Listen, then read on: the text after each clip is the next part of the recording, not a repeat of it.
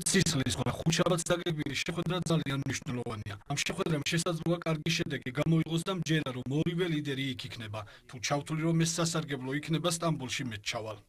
რუსეთ-უკრაინის ომის დასრულების პერსპექტივა რეალური ხდება. ინიციატორი ამჯერად ვლადიმერ პუტინია, რომელიც კიევთან პირისპირ მოლაპარაკებას ითხოვს. მზადაა უკრაინის პრეზიდენტიც და პუტინს პირისპირ შესახვედრად 15 მაისს სტამბოლში ელოდება. თუმცა იქამდე რეალური დიპლომატიისთვის საფუძვლის შესაქმნელად ცეცხლის სრულ და ხანგრძლივ შეწყვეტას ითხოვს. ცეცხლის შეწყვეტას ველოდები, ეს წინადადება მაგიდაზეა. სრული და უპირობო ცეცხლის შეწყვეტა, რამაც საფუძველი უნდა მისცეს დიპლომატიას. უკრაინა და პარტნიორი ქვეყნები დიდი ხანია ამ წინადადებით გამოდიან. ამაზე მთელი მსოფლიო საუბრობს. რუსეთისგან პასუხს ველოდებით, მათ ომის დასრულება მაინც მოუწევთ. ჩვენმა პარტნიორებმა არაერთხელ თქვეს, რომ თუ პუტინი ცეცხლის შეწყვეტაზე უარს იტყვის, რუსეთს სანქციებს გაუმკაცრებენ. 15 მაისს თურქეთში ვიქნები და პუტინს დაველოდები. იმედი მაქვს, ის ამჯერადაც მიზეზების ძებნას არ დაიწყებს. ვიდრე იარაღი ლაპარაკობს, მოლაპარაკება რომ შეუძლებელია, ამაზე ევროპელი ლიდერებიც თანხმდებიან და ამბობენ, რომ ჯერ ცეცხლი უნდა შეწყდეს, შემდეგ კი მოლაპარაკება დაიწყოს და არა პირიქით. ითქვა ისიც, რომ ცეცხლის შეწყვეტაზე უარის შემთხვევაში მოსკოვი ევროკავშირისგან პასუხად და ახალ სანქციებს მიიღებს.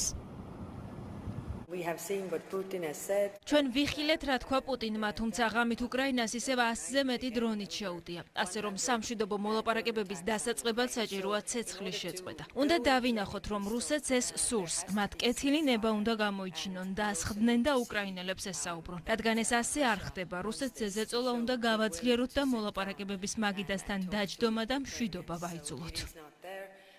ცეცხლის უპირობო და 30 დღიანი შეწყვეტა ჩვენი საერთო მიზანია. მოლაპარაკება შეუძლებელია, როდესაც იარაღი საუბრობს. დიალოგი იარაღის გაჩუმების შემდეგ უნდა დაიწყოს. პუტინის სიტყვის არავის სჯერა. ესტონეთში თვლიან, რომ რუსული წინადადება ახალი ხაფანგია, რომელიც სამშვიდობო პროცესის შეფერხებას ისახავს მიზნად. პუტინზე იმედებს მხოლოდ მოსკოვში ამყარებენ და სჯერათ, რომ ის სტამბოლში ჩავა. თუმცა იმასაც აღიარებენ, რომ რუსეთის პრეზიდენტი შეხვედრამდე ცეცხლს არ შეწყვეტს. თუ პუტინი იქნება, შედეგიც იქნება. ეს ხომ ჩვენი პუტინია. შეუძლებელია მასთან ცუდი შეხვედრა გქონდეს. ბუნებრივია შეთანხმდებიან და ყველაფერი კარგად იქნება. 30 დღიანი ცეცხლის შეწყვეტას ითხოვენ, რასაც პუტინი არ დათანხმდება. სამშვიდობო შეთანხმების მიუღწევლობის შემთხვევაში ევროპა და შეერთებული შტატები ნაბიჯების სინქრონიზაციას განიხილავენ. თურქეთი კი მზადაა დაპირისპირებულ მხარეებს უმასპინძლოს და მოლაპარაკებებში შუამავლის როლი შეასრულოს.